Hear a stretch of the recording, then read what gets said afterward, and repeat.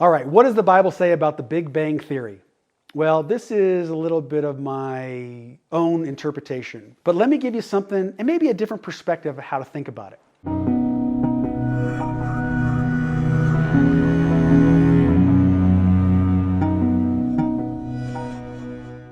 And from my understanding, the Big Bang happened 13.8 billion years ago. A billion is a big number.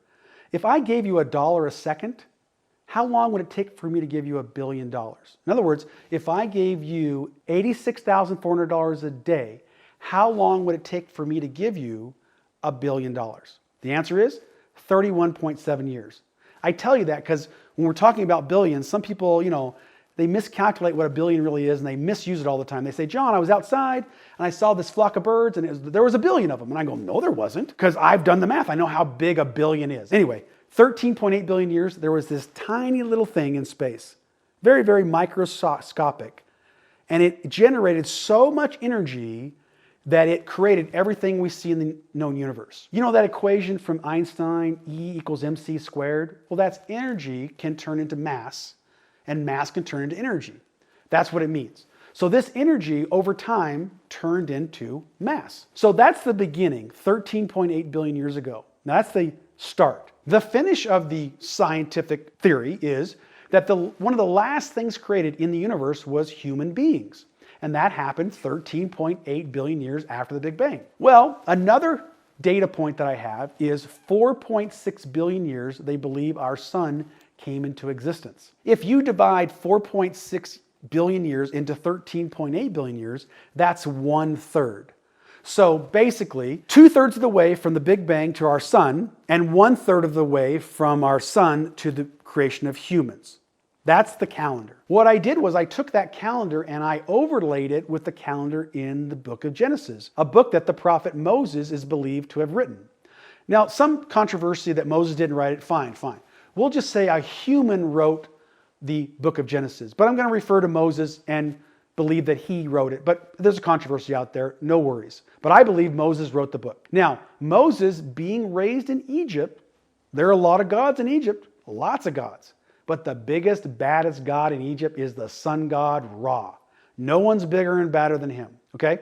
So in Moses' depiction, what does he say? He says the first thing on the first day, God created light. Well, when the Big Bang went bang, that's when light was created. There's gamma ray light, there's infrared light, there's all kinds of different kinds of light. And it all came into existence when the Big Bang went bang. Moses and the Big Bang agree upon the beginning. They agree. It started with light. Okay, great. And Moses, on the 6th day of creation, the last creation on the 6th day, were human beings. So the bookends are both lining up. The Big Bang and Moses agree. Light was created first, and the Big Bang, or the science, and Moses also agreed the last thing created were human beings. But wait, there's a third thing. Moses doesn't create the sun on the first day. No. Not on the second day. No. Not on the third day. Moses waits to the 4th day of 6-day creation period to create the sun. Wait a minute.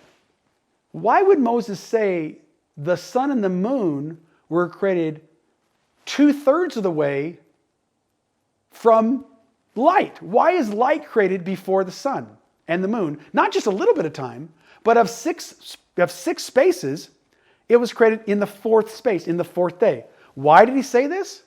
Because it doesn't make any sense.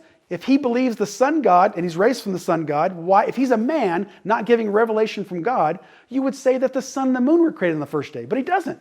He waits until the 4th day to create the sun and the moon. Why? Because it's true.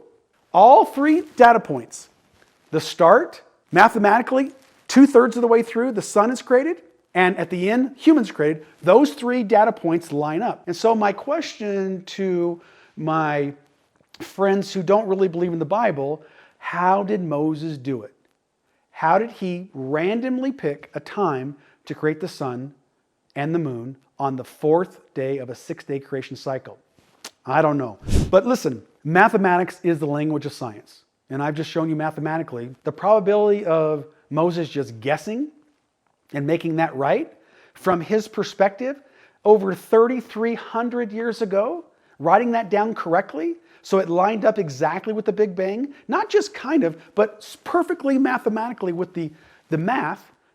is, well, I'll use the pun, astronomical. And that's my personal take on what does the Bible say about the Big Bang Theory. Thanks for listening, and thanks for indulging me on this subject. Have a great day.